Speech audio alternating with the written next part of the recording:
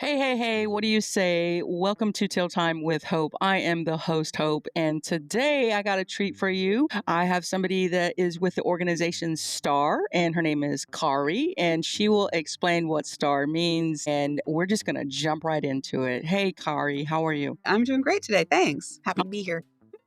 You seem excited and you seem energetic, and I'm all about that. I mean, yes, albeit I had to have some coffee to get there, but I'm there. So thank you so much for giving me some time to be on this podcast. You're on the Pacific time? Yeah, Pacific Northwest, Okay.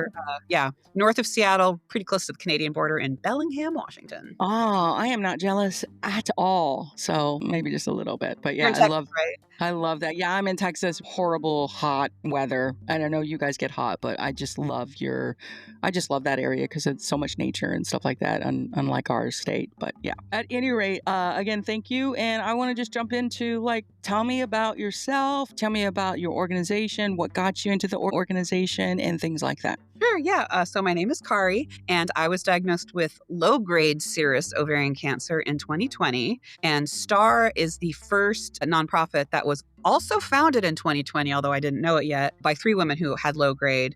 And it's STAR with two A's. So it's Survive, Thrive, Advocate, and Advance Research, STAR, Low Grade Serous Ovarian Cancer Foundation. And the reason these three women founded it is because at the time there were no FDA approved treatments for low grade and very little information about it. And nobody was doing research specific to that cancer, which is an entirely different type of cancer than high grade serous or the other more common types of ovarian cancer. So they created this foundation, which I didn't find out about for another year or two after that, and then later joined the board. So currently I am the vice chair of marketing and communications for STAR. But it took me a little while to get there because I, like most of us low graders, as I like to call us, had never heard of low grade before I was diagnosed with it.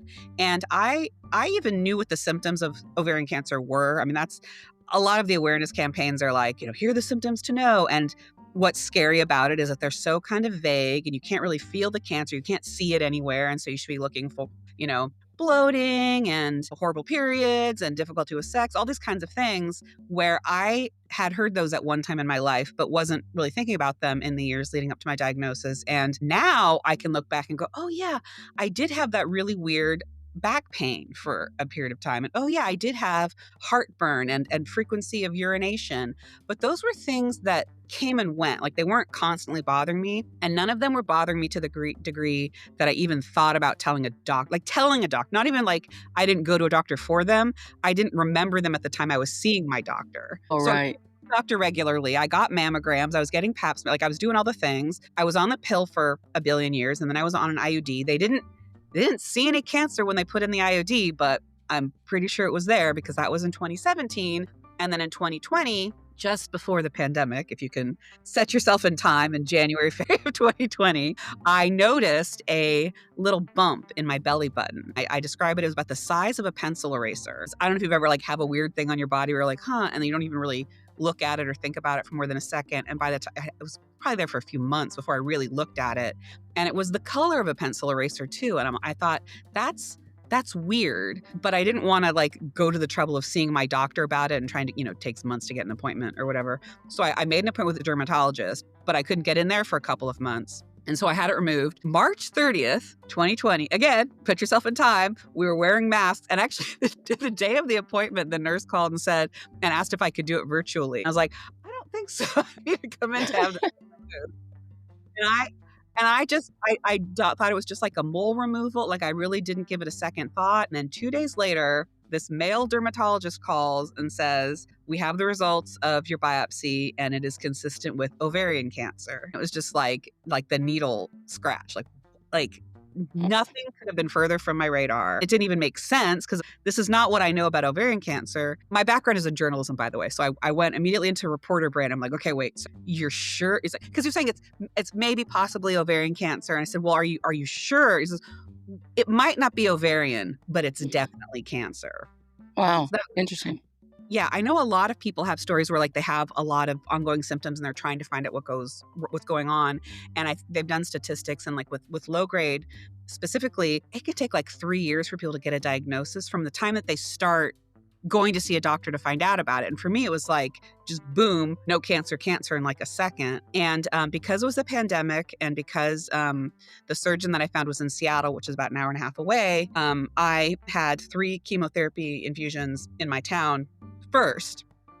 And then I had surgery, and the plan was then to have 3 more chemotherapy infusions after that, and then Avastin, which is sort of a typical treatment. And when I went in for my pre-op, they showed me the CT scan and showed that the tumors hadn't changed at all, which was like one of like the top 3 most devastating, hardest points in my whole cancer journey, was realizing that I'd been through 3 chemotherapy infusions, lost my hair, had all the side effects that one has from chemotherapy. And if I hadn't done that at all, I would have been in the exact same position. I could have done nothing. For me, the way I am with cancer diagnosis and like really everything else in my life is like, let's do it. Let's get it done. Let's get started right now. 44-year-old Kari would have said, let's get the chemotherapy done right now. Let's give me the hardest hitting drug. I don't care if I lose my hair. But knowing now what I know then, it's like, oh, I could have just had this diagnosis on April 1st and not done a single thing between April 1st and June 22nd, which is when my surgery was. And I would have been in the exact same amount of cancer. Going through all of that was kind of pointless because there was no change whatsoever, basically. Yeah, the tumors were exactly the same size. And then it wasn't until after the surgery that they told me that it was low-grade serous ovarian cancer. And it was stage 4 because it had spread outside the pelvic cavity and up and out through my belly button. Actually, they say it's also stage 4 because it perforated my colon. So it hadn't like spread in my colon, but the ovarian tumor was so large that it kind of popped through the colon. So my surgery was really invasive. It was all the things that most people get removed: ovaries, uterus, fallopian tubes, also my cervix, also 10 inches of colon, because it had perforated there, and my omentum, which is the fatty organ in front of your belly that most people don't know existed. Throughout all of this, I was very much like, well, I'm doing as well as it can be expected. Like, it sucked, but it wasn't like the worst cancer story I'd ever heard. Since then, I have been doing well. So that's the happy part of the story. And then I didn't have to have any more chemo because it hadn't worked. And the reason it hadn't worked, the sort of the bright lining on this is, one, I didn't have to have more chemo. And the surgery did then reveal why the chemo didn't work, which is because I had low-grade serous ovarian cancer. In the months before my surgery, I'd found like the Facebook support group for the ovarian cancer survivors, which was so valuable because that meant like in the middle of the night when you're like, wait a minute, and you have a question, you can search and find an answer to it. I mean, it's really, I can't recommend the Facebook support group more. And like, I think I was sitting there in the hospital after the doctor left the room searching in that group for low-grade serous. And I found there's smaller groups for low-grade serous ovarian cancer. And that's when I learned about it. And it's about like 5 to 10% of ovarian cancer cases. It's very rare. On a cellular level, it is an entirely different type of cancer than high grade. It responds entirely different to treatment. It's very much usually estrogen based or focused. There's a word for it, receptive, estrogen receptive. So a lot of us, a successful treatment that we've had is we take like the breast cancer drugs. They're aromatase inhibitors that block the production of estrogen. So the one that people know about, Femara, is the brand name, letrozole. There's 2 others. There's one called anastrozole and one called exemestane, and they prevent the body from creating any more estrogen, which is what sort of feeds the cancer. And that seems to be a fairly successful way of preventing it from growing in a lot of cases. But it is a very pervasive and persistent cancer, and it has a very high rate of recurrence. And it's one of those where you don't get to say after 5 years, oh, I'm out of the clear. I'm in no one says remission. You know, it's no evidence of disease. And I always say like, oh, I'm good for now, because at any time in the rest of my life, it could recur. I've gone on a segue and I've lost my. No, it's okay. But I do have some questions. So Sure, go ahead. before you became, you said you had some knowledge of what ovarian cancer was, but it was not like just kind of like in the back of your head. It's not like something you ever really thought about. Yeah. Yeah. And then you got into the world of ovarian cancer, not just as a patient/warrior, but also you went into the organization, because when you talk about all these things, I'm just like so impressed because you know the names of the medication. And I'm like, is that your journalist brain, or is that just always like you've always been kind of that person that kind of holds on to that, all those kind of that kind of information, if you will? You can spit out words like that, because I'm like, I don't even know. I think I Taxol maybe. Wait till I tell you about the drugs that the FDA approved drug for low grade. It's the and drug names are so funny. So like the official like drug name, the generic name is, it's 2 drugs that work in combination. It's avutametinib and defactinib, and then the brand name for it is Avmapki Faxinja. And I have a Well, the fact that you can say that is impressive. I made a TikTok of it where I used all the outtakes of my trying to say it, like, and it's very funny. But That is hilarious.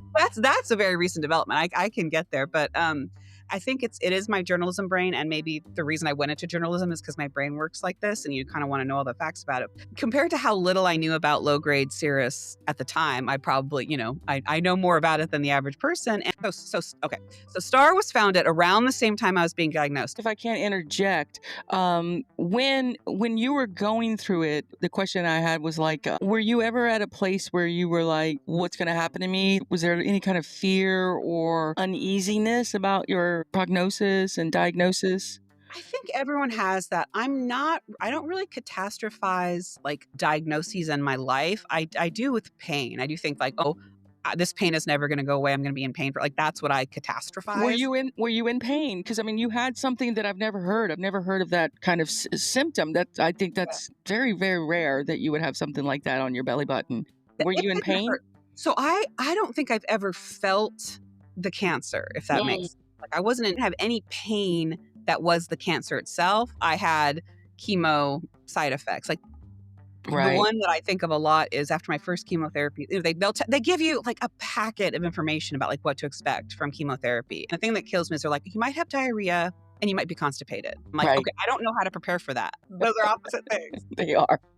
And fatigue, and I think, oh yeah, fatigue, that's no problem. I'll just sleep on the couch. But it's not like being jet lagged. It's like being hit by a bus. It's like when you get the flu and you feel like you've been hit by a bus. And they say you'll probably feel kind of okay the first day or two, but then like the second and third day, it'll really kick in. So I remember I had chemo on a Friday.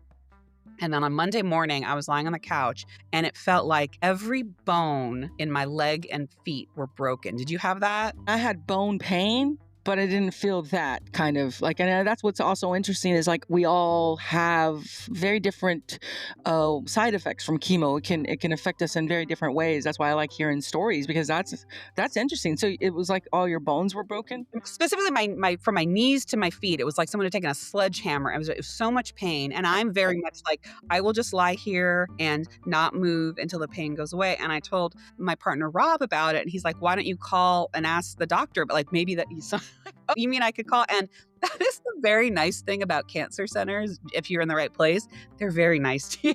Like this is a time, Rob couldn't come in. It was pandemic time. Rob couldn't come in with me. Rob had to drop me off and go home. I felt sorrier for him than I felt for myself because I got put in a cushy chair and given some nice, relaxing drugs. Right. But I called and I said, my legs and my feet hurt. And they said, oh, that's the bone pain. Because they give you like a little like injector thing on your body. It was called Neulasta, and it was like a white blood cell booster that like they stick on your arm, and then 24 hours after chemo's done, it like clicks on and injects you with this white blood cell booster, which I never heard of that.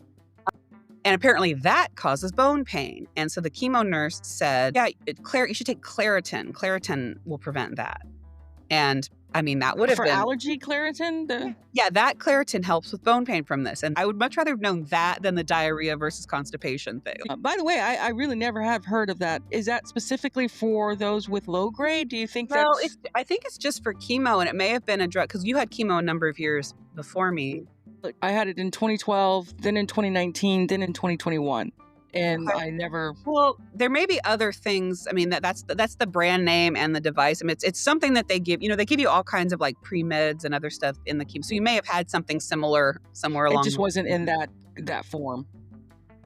Because I did have bone pain. So obviously the bone pain is something people, it's unbearable, the bone pain. I do have a personal belief that attitude does make a difference. Like how you think of what you're going through, and for those that have faith in a higher power, there's that, and then there's just like a form of optimism. It's the way I dealt with it. Like not everybody, of course, everybody has their way of dealing with such a hard time, and I was wondering if you've always kind of been one that's just like, let's just do it, get it done, get her done, kind of a thing, and I'm not gonna bother with anything else.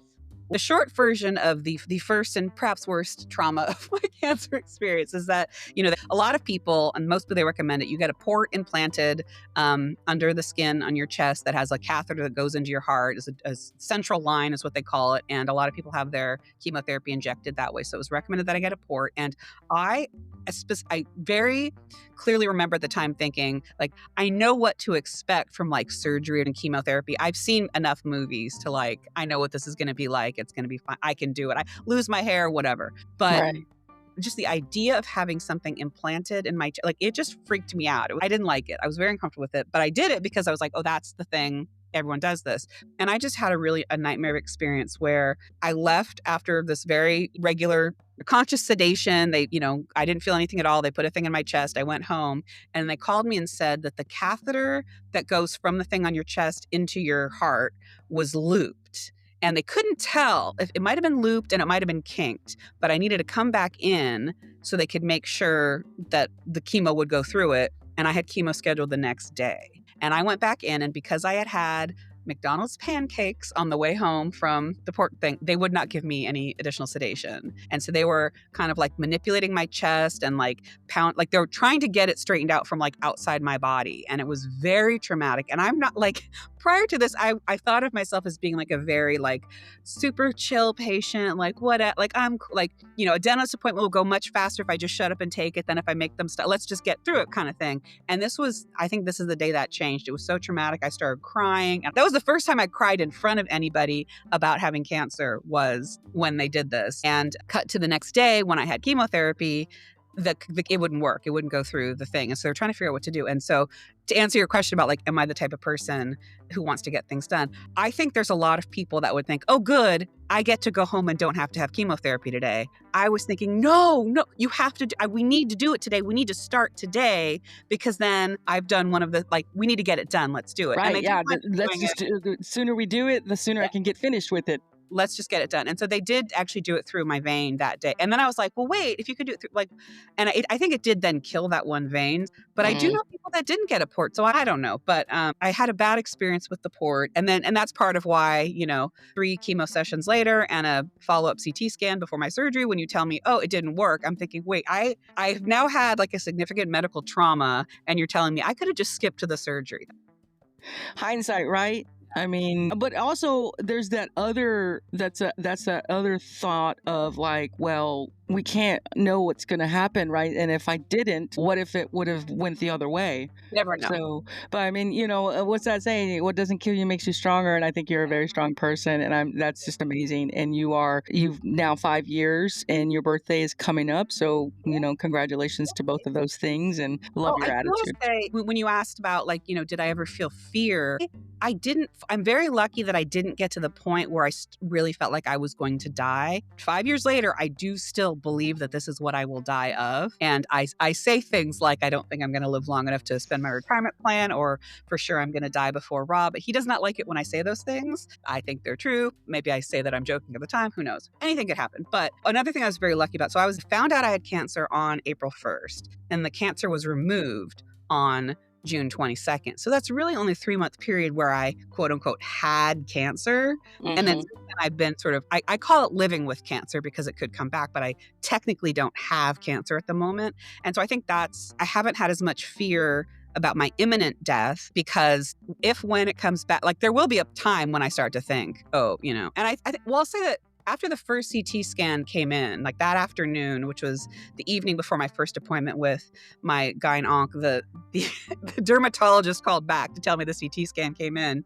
and he didn't know anything about what he was looking at. So he was like, oh, well, there's a lot of cancer. There's 3 big, he was describing what he saw. And I was like, he didn't need to call me. I could have waited to talk to my gynecologic oncologist. He just was like so open about what he was seeing with you? I suspect that he's a male dermatologist who called a woman to tell her she had ovarian cancer. And then that was the last he'd heard from me. And then it was week later, it took me a week to get the CT scan and all the stuff, and I'd lined up these appointments. I had a virtual appointment with my surgeon in Seattle, and then the day after that, I had an appointment here in Bellingham with my chemo doctor. And so the day before the appointment with the virtual appointment, so I hadn't had information. The gyn-onc could have given me this information. Instead, I had this man who knows nothing about ovarian cancer just looking at the report. And it's like, I didn't need that. But from his point of view, he didn't know I'd made all those other appointments. For all he knew, I was sitting around waiting to hear from him. Right. It's interesting. But would you have rather have had that information in person or from a different doctor? I'm one of the people, I believe in my chart. I love getting the my chart test results before the appointment. If I don't understand something, I am as well, by the way. I do. I'll Google it and I'll save my questions for the doctor. But like, I don't want to get that information for the first time in a doctor's office. I don't want to have to sit there and wait and not know. Like I like to be able to go in and have my gyn-onc and have her and say, well, I think my CT, like, cause having a number of CTs since then that have said no evidence of metastatic disease, I'm like, so I go in feeling great. If I'm waiting to get that information, it's much more stressful. But yeah, at this particular moment, if I hadn't gotten that call from him describing the 3 large tumors, that was a night where I thought, oh, I could die. This is a lot of cancer. From little nodule in my belly button, you definitely have cancer, to that conversation, I could still have the delusion. Maybe it's just a little bit. Maybe I just need to have one ovarian. It's no big deal. Maybe I don't even need chemo. Who even knows? This could be so small. But then to get that call saying, oh, you have 3 very large tumors. And then he did say, oh, but the good news is it hasn't spread to your kidneys or liver, like anywhere else. I'm like, yeah, bro, like, yeah, there's very little good news in this conversation. But the reason I sort of quickly flipped on that is the next day, my gynecologic oncologist at the University of Washington was very confident, and it's a woman. I need to say that up front because people just automatically default to he. I had a woman, a girl surgeon, was very optimistic and very, oh no, like she sees it all the time. She's going to remove it. Like she didn't have any, it wasn't like, you only have 5 years to live kind of conversation. So with the treatment care that I had, I never felt like they thought I was in bad shape. Like they were all very optimistic, and that helped a lot. And that kind of like, even if they didn't think I was going to make it, but they never showed it. When my doctor, yes, she seemed very concerned because it was such this was an aggressive cancer. We had to treat it very aggressively. And I'd gone too late, almost too late. That said, I never had that, like, look at me like, oh, you're going to die, right? Like, oh, you might die. And I'm very grateful for that. And I think that's kind of a turning point. And a lot of times in the past, they would kind of just be so blunt with you. But today, I think it's really helpful that we just, look at the patient, treat them as a person, and do your best to take care of them, and don't get caught up in things that may not be helpful to their mindset of going through that. So that's really good that you felt like that. How did they finally diagnose yours? Well, I had massive tumors on both my ovaries when I went to the ER. So they were able to tell me that, like, you have massive tumors on both your ovaries. So we suspected it's ovarian cancer. And then I was in the operating room within 10 days. And then they confirmed it. Because I told you my CA 125 when we were talking before that recording, it was so high. They, big suspicion that it was what it was. And then it was like, I woke up from surgery and my mom was like, it's ovarian cancer and it's stage 3C. And I was like, I was high on morphine. So I was like, okay. Did you like hearing it from your mom instead of a doctor? Yes. When I woke up and my mother was there, just sitting there, and like I'm in and out of with the morphine, and yeah, definitely 100,000%. I think it was the best thing because she was my comfort blanket, and so to have her right there, yeah, it was definitely. I think it made such a big difference. But I'm like you in a lot of ways, Kari. I'm like, I was in the military, right? I'm a veteran, so we're like, get it done.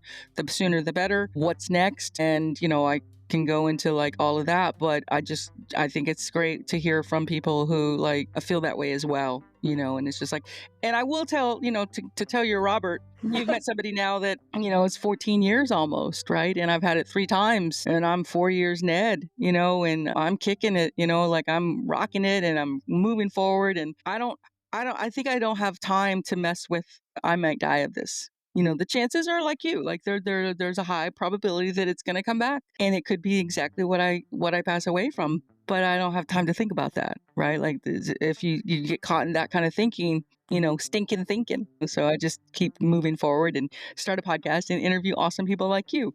So yeah. What I'm hearing is in the ranking, it's you want to hear it from your mom first, then my chart, and then way down low, it's from a male dermatologist who doesn't know anything about ovarian. Yeah. Oh, that is so, I think that's so on point, right? It is interesting that it's just the way that our emotions are, right? It's just like, oof. I would have felt really uncomfortable if there was some older male, gyno doctor standing in front of me. So you have late stage 3C ovarian cancer, like, okay. And I also had a female, by the way, female gyno, and she's amazing, and we're friends to this day. And I hope to have her on my show as well. And she's now a professor in Oklahoma doing wonderful stuff. Where were you treated?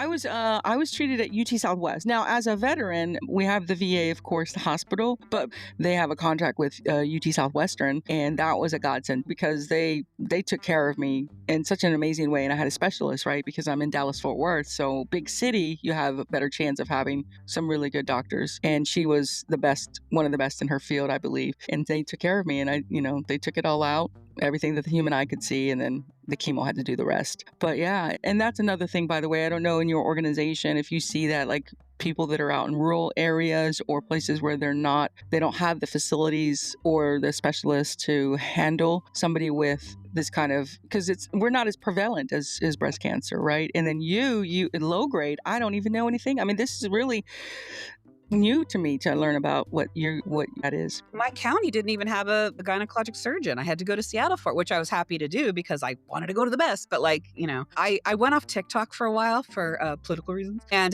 when I went back, I was using, so STAAR has a TikTok account. And I had a personal, they do? Okay. I put on my personal one for a long time. And I went on it a few months ago after being on a break from it. And a woman had private messaged me, having seen one of my TikToks, and said she was just diagnosed with low grade, and she was in Michigan, which isn't a super rural area. And she said her doctor had never treated low grade before, and here's what he recommended. And I went, whoa, hold up. Let's find you a doctor who's treated low grade before, because that's like the number one. Well, anybody with ovarian cancer, you don't want just your gynecologist taking it out. You want to find a cancer doctor, which is a gynecologic oncologist, or gyn-onc, which I heard for the first time on the phone when I was making my appointment. I'm like, what is gyn-onc? Maybe it's easier to say it that way. Gyn-onc. There you go, people. Gyn-onc.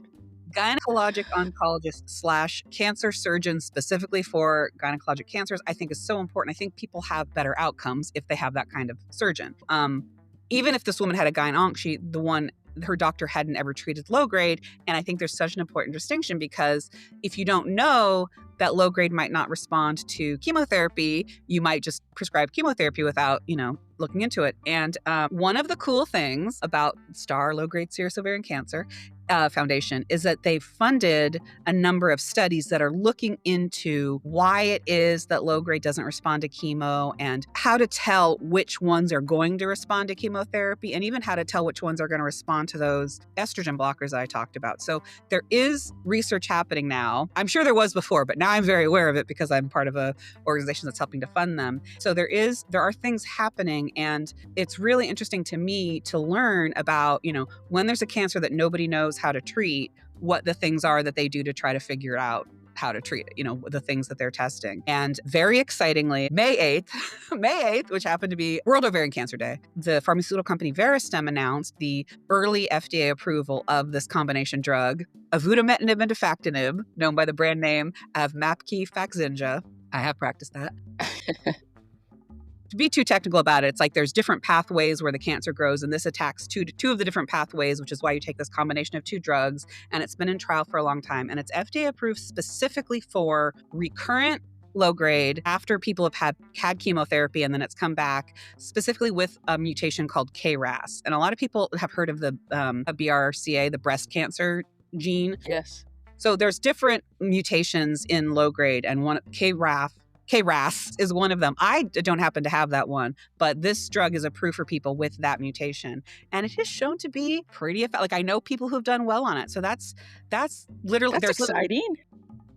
Literally one FDA-approved drug specifically for this cancer. When you think about all the different drugs they have for other kinds of cancers, that's very small, but it's also a really exciting milestone. I think that low grade was only really even discovered, I think 2004. People haven't known about it for that long. And back to the fear of dying, to tie it back into my work. I was feeling pretty good about how I was doing. I think I became aware of STAAR and you do Facebook fundraiser. So I knew that STAAR existed, and it was founded by 3 women named Alex Felt, Jessica B. Kraft, and Bailey Wolf. And Bailey Wolf is the only of the 3 that is still with us. The other 2 have passed away. And Jess B. Kraft was doing a lot of stuff on Facebook. Like I knew her on the internet because of this. And she passed away, I want to say, and I don't want to get this wrong, 2021. She passed away in September 2021. So it was about a year after my treatment. That hit me really hard because I sort of had met some people online that had passed away, but that made me very, sad for her and her family, of course, fearful for myself, and then just really driven to want to do something. I was feeling pretty good, and she wasn't here anymore to carry on this work. And so I was going to do whatever I could. And at the time, I was a communications manager, still am, communications manager for a consortium of Indian tribes here in Washington State. And so I did social media stuff. And I reached out to STAAR and I said, I want to volunteer and do your social media stuff. And that kind of one thing led to another. And now I'm on the board. I think a lot of us are motivated by feeling like we're seeing our friends die of this. I feel good right now, so I'm going to do whatever I can while I feel good. And then when I don't feel good anymore, someone else is going to feel good and they're going to pick it up and take it on. And so I'm really proud of the work that we're doing. It was founded to raise money. Like fundamentally, it's nobody is paying for research for low grade. We're going to pay for it ourselves. We're going to raise the money. And we're a very small organization. We're entirely volunteer run. So every donation goes, directly benefits research. It's still hard. It's hard to raise money. It's a small amount. It's a drop in the bucket compared to what other charities make, but and compared to like the Ovarian Cancer Research Alliance, which is huge, right? It has a huge following. It's a huge organization because I've been a part of that kind of in a way, going to conferences since 2013. Ginormous compared to your small company. Yet your small company is doing quite, in my opinion, big thing, right? You're raising money to get that research, and you're all volunteers, correct? Yeah. And but you're doing amazing work. And that's why I followed you guys. And real quick, that's how I even know of y'all, is because of social media. I believe it was on, I don't know if it was on Facebook or Instagram, because I'm on both of those so much. And I saw, it was like hey, you want a free t-shirt to spread awareness? And I was like all about it because I was Ubering, and I was like, this is a great way to continue my advocacy, and maybe a little part, but it's a part, right? And it can make a big difference in helping a woman, or even a man look at those symptoms and, hear his wife or his partner be like, or his sister or his mother or somebody hear, I read those symptoms on the back of this girl's shirt at the gym, or when I was at the Walmart or something. And I was so excited to get that shirt. Honestly, when that shirt came in, I was like, and then I started. Yeah, and then I learned about your organization, and I still am new to understanding what how do you pronounce it? Low-grade serous? Low-grade serous ovarian cancer, yeah. Because I keep wanting to say serious, which it is serious, but it's low-grade serous ovarian cancer. And I still, honestly, I'm trying to understand it. So that's a reason I wanted you on here, so we can give that awareness and share that on my Facebook and my Instagrams. And I don't have a TikTok yet, but, I hear that's the talk of the town, if you want to get more awareness out there. Well, I'm so happy about the shirt. That is the brainchild of Nicole Andrews, who is the chair of STAAR, and she calls it becoming a human billboard. And as you described, it has the common symptoms for really all ovarian cancers, but there are a couple that are more specific to low grade. It feels bad to say this and then have your friends go, I have all those symptoms, because you don't want to say oh, you definitely have cancer. But it's just if you have any of these for more than 2 weeks and the things you're trying to fix them don't work, see a doctor. And then what Absolutely. I would say to that is, if you see a doctor and they say, oh, it's nothing, oh, it's IBS or whatever, but you don't get better, find another doctor. I think that's the number one thing that I hear that just enrages me, is the people where it takes 3 years for them to get a diagnosis because the doctors don't believe them, or they prescribe the wrong thing and they think, oh, I'm just being paranoid or I'm making it up. Find a doctor. And that still exists. That still happens today in 2025. It's not something that happened 50 years ago, 25 years ago, or even 14 years ago. It is a thing that doctors will dismiss us. And we have to be very proactive, because time is not a luxury. And that is very sad to hear, that it could take 3 years for you to be even diagnosed. So all the people in the world with low grade, I would say, have never heard of low grade before they're diagnosed. But everybody else in the world, there's the biggest misconception I think about ovarian cancer in general is that Pap smears test for it. because people will always say things like, oh, well, were you getting your pap smear? Oh, I just came from my doctor at a pap smear. I know I'm in the clear. Unless it comes out through your belly button, they can't see ovarian cancer from the outside. Sometimes, and maybe often, like they don't see it for a long time, and then suddenly the person looks like they're 9 months pregnant, or there's fluid that you can see. But it's like you need the CA-125 blood test, and the ultrasound or CT scan can find it. By the way, my CA-125 was not very high. I had stage 4 cancer, and my CA-125 was something like 41. Like it wasn't even very high. And I think 37 is the below that is supposed to be not cancerous. But there's a lot of false positives with CA-125, and Yeah, so that's why we can't officially use it right as a Yeah. screening. which is, I think, so weird, because it's like I would have loved to have them come back to me and say, oh, just kidding, it was a false positive. But like they don't want to stress women out and think they might have cancer if they don't. But it is not a reliable test, I guess, is what they say. And I think there was a study done that showed that in the UK, where they studied, they used CA-125 and ultrasound to test women to try to determine if it would improve survival rates of ovarian cancer, and it didn't. And this was a scary part. It's like, early detection is only helpful if you then can treat the disease. So if you have low-grade serous ovarian cancer and you catch it really early, that's fine. But then maybe if you can't kill it, then what's I want the money. My personal mission, separate from STAAR, this disclaimer, this is Kari's opinion. I want money to go into treatment over awareness and early detection, because all the awareness in the world, all the early detection in the world won't actually save lives if we can't treat it when you find it. But the thing that's a good point. It's like, yes, good that we got that awareness. Yes, we are making progress, if you will, with more knowledge out there about what this horrible disease is. While at the same time, there's still so many people that I could talk to right now. If I stopped on the street and said, hey, do you know what ovarian cancer is? Do you know any of the symptoms? Do you even know the color that represents it? They're going to be like 9 out of 10 will still say, no, I don't. So we still need to continue with that, while at the same time, you're absolutely right. Like, what's the point if we don't have effective treatments for it, right? We need to focus on that as well. And on the most personal level, I can say is that I probably had cancer for 5, 6, 9 years, maybe 10 years. I had cancer. I am glad I found out that I had cancer when I did. I suppose I could have found out I had cancer when I was 35, between 35 and 43. I could have found out I had cancer and had the same surgery and outcome, but then I would have, this is weird, this is very existential. That's 10 more years of my life that I would have lived knowing I had cancer. I got to live to 44 not having cancer. And so it's like, if I'm not going to live longer having been diagnosed and treated earlier.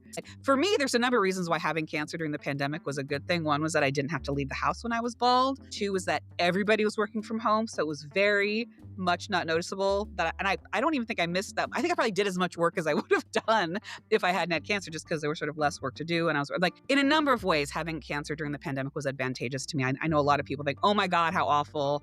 You had to do that stuff alone. I mean, I was fine with it. What do you feel like the importance of a support group? You had people on Facebook that you could go to, and of course you had your partner. Yeah. The support group, it's honestly I didn't know anybody who had even had ovarian cancer, let alone low grade, when I was diagnosed. And so the fact that there are people out there, and actually, I mean, this brings back my STAAR. I have so many friends who have low grade cancer now. I sort of feel like, oh, the bummer is all my friends have cancer now. But I feel like I found my people. We had an in-person conference in February, and a number of the women that came there said this was the first time they'd ever met anybody else with low grade. And I, for a couple of years now, have been interacting in Zooms virtually with the other people on the board and other low graders. So I feel like I have a community now that I didn't have when I was first diagnosed. So I can't say enough about knowing the other people with low grade that are out there in the world that I didn't know this disease existed. And now some of my best friends, most of my best friends are people with low grade. And do you credit social media a lot for that? Yeah, absolutely. Yeah. I have a lot of feelings about social media that have evolved over the years. There's a lot of bad things about Facebook. I can never quit Facebook. 1, because of my job, and 2, because Facebook is where the support groups are. The first Facebook support group I found, so I have German Shepherds, and at the time, I only have 1 right now, but at the time I had 2, and it's back in 2000, I don't know, a while ago, before the pandemic.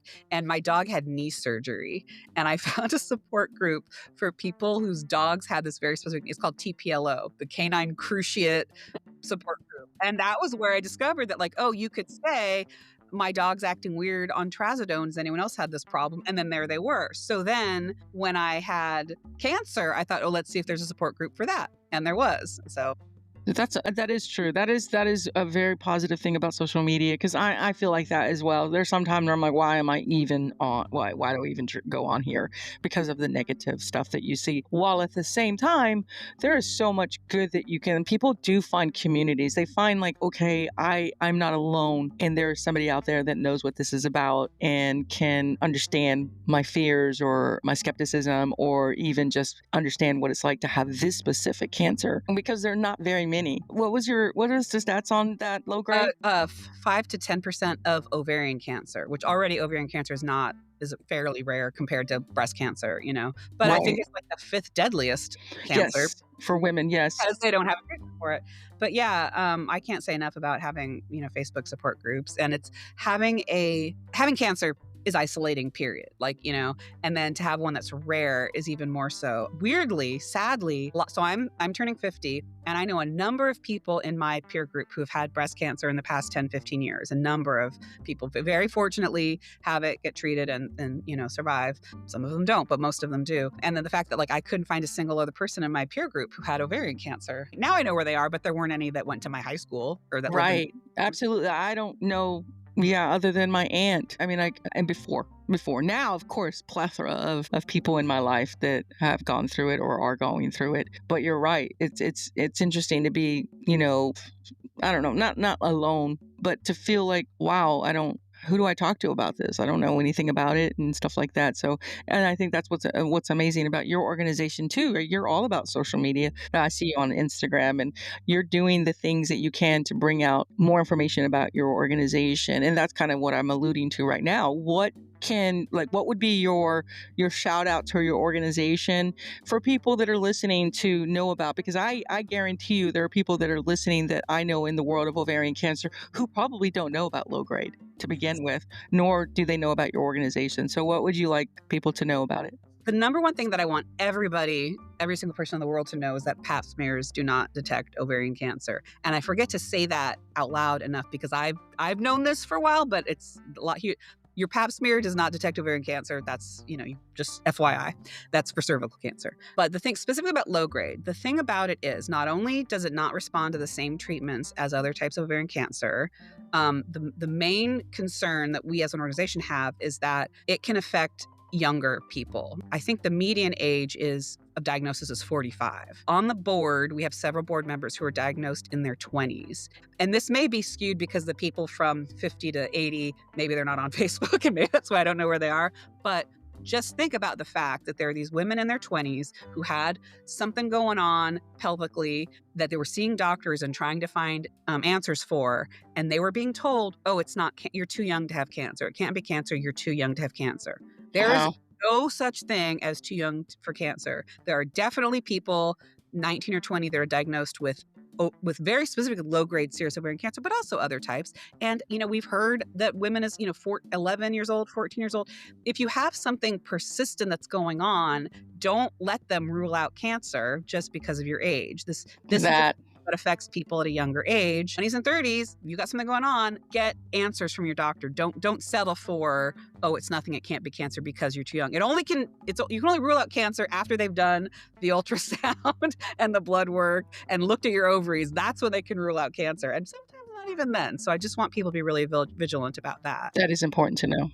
So that's really the main messaging that we're working on. Oh, the other thing is, so you mentioned that people don't know about Teal, although the name of your podcast is helping. So ovarian cancer exists. The ovarian cancer color is teal, and Ovarian Cancer Awareness Month is September. And I don't know about you, but it sure is annoying in mid-September when companies start promoting their breast cancer awareness stuff, because October is breast cancer awareness, which I'm sure every single one of your listeners knows. And say it all with me together. The color for breast cancer is pink. So we want people to know about teal, and we want people to know about ovarian cancer. And STAAR has designated as a national day to recognize September 9th is Low-Grade Serous Awareness Day. Is it really? Okay, see, I learn something every day. There you go, y'all.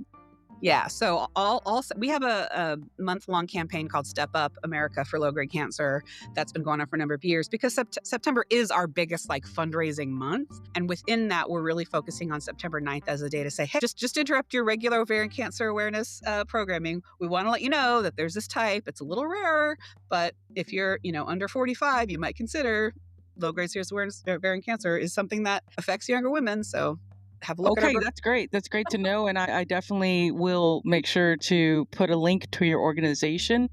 And if people want to help, if there's anybody out there that wants to help your organization, you are all about fundraising, right? Like raising money. How would they be able to? If could they go to your website, your organization's website, and click on a way to give to help, or is there something else you'd like them to Yes. know? Well, there's a couple of things. One is, yes, we'd love your money. No. Yeah, So it's we love to get yeah. money for sure. Again, so it's STAR with two A's for survive, thrive, advocate, and advance research. And so it's STAAROC.org. And that website has all the information you could use. But I do also want to shout out the September awareness campaign we do, which began a few years ago, especially during the pandemic, which sort of we deputized the low grade community across the country to have their own fundraisers to support STAR. And so that's why we call it Step Up America. We want to have one in every state. So the first meeting I went to for STAR, where I was like, I just want to do your social media. I'm not really a planner. I don't really do things. I'm just going to do your social media. By the end of that meeting, I was like, I could do a little fundraiser. And then now I'm having my fourth fundraiser this year. It's a kayaking and paddleboarding fundraiser because I'm right here on Bellingham Bay. And kayaking is something that I did the year after my diagnosis that I found very healing. So I just love I the love water. kayaking. When is it? It's September 6th. Come to Bellingham, Washington. You may find me over there. Is it on a weekend? Yeah, it's Sunday. It's a Sunday. I will definitely. Hey, for y'all that like to kayak, like myself, I've only done it once, but I found it so amazing. There you go. There's something that you can maybe be a part of. Is that going to be on your social media, or is it a part of Star? Like how? It'll be on my social media and also on Star. But that's the thing. It's like, people, if you have funds and you want to donate a huge amount of money, obviously that's the best. But if you don't have a lot of money, but you have a lot of energy and a lot of ideas and you like having parties and events, anything can be a fundraiser is kind of what we say. Like you can have a movie night with your friends and make that a fundraiser. And that's kind of like what the t-shirts become a hallmark of that, is that we send 50 t-shirts to you. If you're having a fundraiser, we'll send you 50 shirts that you can give away for free as kind of the awareness takeaway, and then maybe the incentive to come there. And then people are educating about ovarian cancer all year long. I wear mine when I go to the airport. Your goal is to have like in every state. You're in Washington, right? Is it was founded and created in Washington, correct? No, it was STAR was founded actually. So Jess was in close to Chicago. So we're officially based in Illinois. But Okay. there is a very large Texas contingent because Nicole Andrews lives in Houston. So we do have several events in Houston. We have 3 board members in New Jersey. So we're not very close to states, but we're kind of spreading. We've got the time zones represented, I think. And so, yeah, anybody, and you don't have to have low grade serous ovarian cancer if you just care about the cause. It's a really fun way to give back and get some free t-shirts. And so, there's a lot of charities. I'm a huge dog person. I love, supporting humane societies and dog charities and stuff. And that's saving dogs' lives and stuff. But with this, because I'm on the board of the charity, I know that your donations literally could help save lives. This could go directly to a research project that will make my life longer and better. That's not a lot of charities can really say that. And I lost my train of thought. Welcome to the club. Welcome to the club. No, you're fundraising.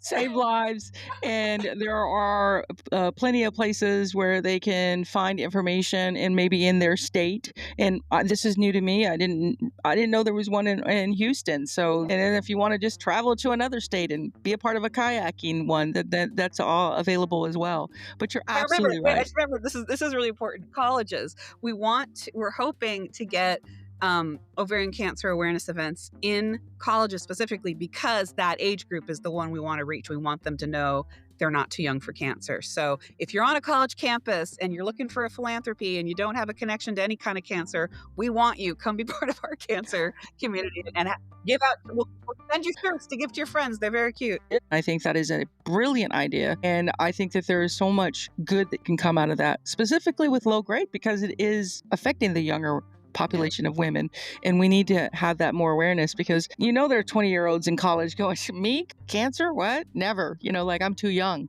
we do have that kind of mentality to begin with. It will live forever. And the sad reality is that it can affect you. And so we need to put more awareness out there and focus on treatment as well that's successful. I think that's amazing that you do so much with your organization. Thank you so much for giving me an hour or so of your time today. I will make sure that I pass on the links to your organization and, of course, spread this episode out so we can have more people know about things that, like me, didn't really know. So, and that's what it's about. Knowledge. Hashtag knowledge is power. Yeah. Anything else you want to give a shout out to? Anything that, pops in your mind that you're like, hey, don't forget. One more thing.